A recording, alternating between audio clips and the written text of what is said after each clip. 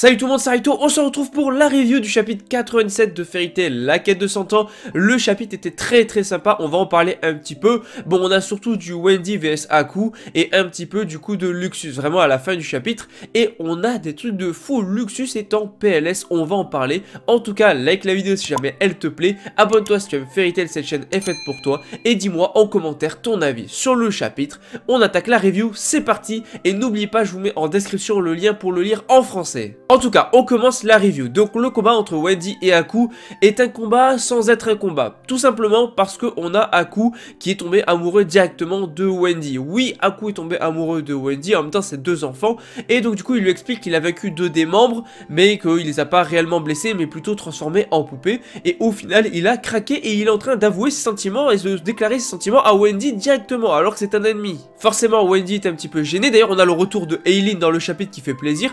Aileen qui est pour lui donner une bonne leçon, parce que là franchement il gave et elle peut pas le laisser faire n'importe quoi avec le corps de Wendy, parce que le corps de Wendy c'est aussi le corps de Aileen. Du coup elle veut le défoncer. Heureusement Wendy va un petit peu voilà, modifier ses propos, parce que c'est vrai qu'on a deux pensées différentes. Tu vois, Aileen qui veut littéralement l'exploser, et tu as Wendy qui est un peu plus cool et qui veut juste l'assommer, tu vois. Après j'ai passé toutes les scènes assez drôles qu'on a, où on a le gars qui veut déclarer ses sentiments à Wendy et tout, ça donne des scènes quand même assez comiques. Wendy qui sait pas trop comment réagir à ça, lui il dit qu'il a pas trop connu de filles aussi mignonne et tout. Du coup il essaie de lui déclarer ses sentiments, mais comme un petit garçon en mode I love, il ose même pas le dire I love you, il fait I love you, tu vois, il arrive même pas à parler, il bégaye parce qu'il est tombé sous le charme de notre petite Wendy. En tout cas il va utiliser sa magie sur Wendy, ça ne va pas marcher, ou du moins Wendy va pouvoir rétablir le panthère Lily, parce que elle a une magie d'enchantement, ce qui fait que ce genre de sort ne marche pas sur elle ou même sur les gens autour, et elle peut modifier l'état d'une personne. Donc à partir de là il est limite tombé sur son ennemi naturel. Bon, après c'est souvent le cas dans Fairy Tail, ils tombent souvent sur leur ennemi naturel, mais voilà, il peut rien faire du tout. En tout cas c'est ce qu'on croit. Donc Wendy qui va utiliser son full power, Panthère Lily qui est surpris de la puissance de Wendy, mais il n'est pas au courant pour Aileen. En tout cas Wendy elle va utiliser donc du coup à chaque fois sa technique de défense magique Re-Raise pour reprendre son état normal, pour annuler la transformation créée par du coup Aku, ce qui est hyper pratique, ce qui fait qu'elle ne peut pas être transformée en poupée et les gens autour ne peuvent pas, du moins en tout cas pas les gens qui ont un corps, parce qu'on va voir que ça va marcher par contre sur Aileen. En tout cas Wendy va enchaîner les techniques hurlement du dragon etc, et limite le gars va faire exprès d'entrer dans les techniques et de se les prendre, parce qu'il est content de se prendre des techniques de Wendy tellement il est fou amoureux d'elle. C'est totalement what the fuck. Bon du coup voilà, ça donne un combat assez comique, mais heureusement on va repartir sur des choses un peu plus sérieuses, car Aku le dit, il fait quand même partie des chevaliers noirs de Diabolos, et enfin Dragon Slayer, des Dragon Eaters, chevaliers noirs de Diabolos.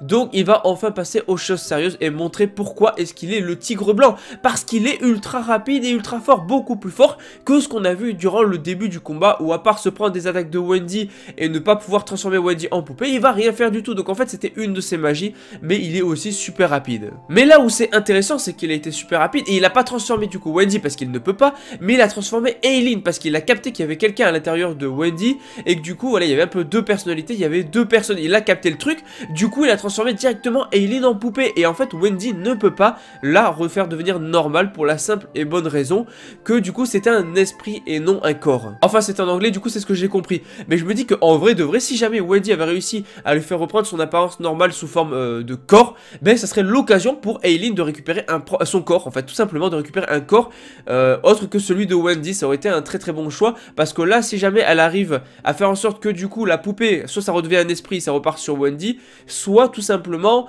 ben voilà, au final on a Aileen qui reprend son corps normal. Et une autre possibilité qu'on peut voir, c'est que Aileen est aussi, enfin, a aussi une magie d'enchantement en fait, parce que je rappelle qu'elle a un peu le même style de magie que Wendy. Donc peut-être que Aileen, le fait qu'elle ait une magie d'enchantement, ça peut jouer, ça peut faire en sorte que ça se retourne contre Aku, parce que Aku ne sait pas que Aileen a une magie d'enchantement. Donc peut-être que Aileen elle-même peut se sortir de cette situation, ou alors c'est Wendy qui devra vaincre du coup Aku, c'est une autre possibilité, on verra bien. En tout cas enfin il passe aux choses sérieuses, ça fait plaisir, il montre que c'est un des chevaliers noirs de Diabolos. Maintenant on va retourner sur le combat très rapide entre Luxus et du coup notre gars. Du coup voilà, le mec le plus fort de Diabolos, mais là où c'est intéressant, c'est qu'effectivement ça montre qu'il est plus fort que Luxus, et c'est logique puisque Luxus a fait égalité avec Erza, et Suzaku qui est moins fort que lui a battu Erza et Natsu. Donc c'est voilà, c'est cohérent au niveau donc des forces. Par contre j'attends l'arrivée de Gildars. Oui, Gildars est le mieux pour affronter ce gars là, et ça serait incroyable sachant qu'il a une magie assez similaire et que Luxus a été vaincu. Je ne vois pas qui peut le battre si ce n'est du coup Gildars. Pourquoi pas, il serait temps de l'introduire dans le manga. En tout cas pas grand chose à dire sur le chapitre, mis à part le combat Aku coup Wendy qui est assez marrant et tout, et qui enfin va commencer sérieusement, et le retour d'Aileen qui fait plaisir, et du côté de Luxus, bah il s'est fait juste éclater, et on n'a pas grand chose non plus. Donc on verra dans les prochains chapitres. Like la vidéo si jamais elle te plaît, abonne-toi si tu aimes Fairy Tail, cette chaîne est faite pour toi. Dis-moi en commentaire ton avis sur le chapitre, je te dis à la prochaine. Allez, ciao tout le monde.